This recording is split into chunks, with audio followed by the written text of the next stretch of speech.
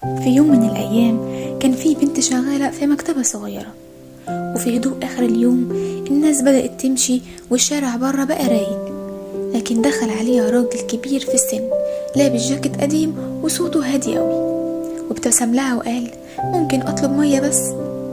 كانت آخر ساعة في الشغل وهي تعبانة ودماغها مليانة هموم، بس ابتسامته كانت صافية. قامت جابت له كوب ورقي ومالته مية من الفلتر وقدمتها له. الراجل شرب نصه وبعد كده وقف قدامها لحظة وحط الكوب على الترابيزة.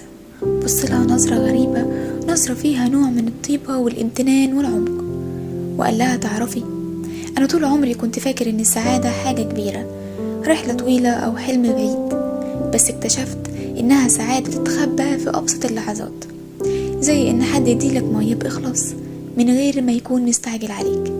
وسكت شوية وكمل وقال لها: ومن كام سنة كنت عايش حياة كلها ضغط، دايما بدور على اللي ناقص وعمري ما شفت اللي في ايدي. كنت بعدي على البشر من غير ما اشوفهم واستقبل لطفهم كأنه شيء عابر. ورفع الكوب الورقي وقال: بس اللحظة دي أبسط من البسيط، فكرتني بحاجة، إن قلب الإنسان بيرتاح لما يلاقي حد قدامه بيعمل الحاجة بنية نظيفة، حتى لو حاجة صغيرة قوي.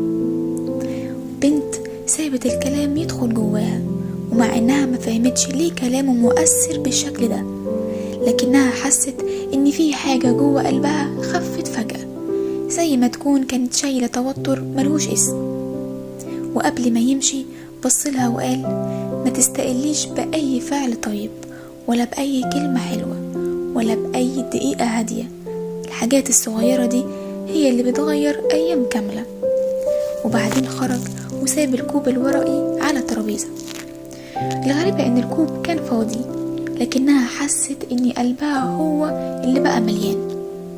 تاني يوم واجهت يومها بطريقة مختلفة، ولما حد قالها شكرا سمعتها بعمق أكتر، ولما حد احتاج مساعدة بسيطة قدمتها من غير ما تفكر.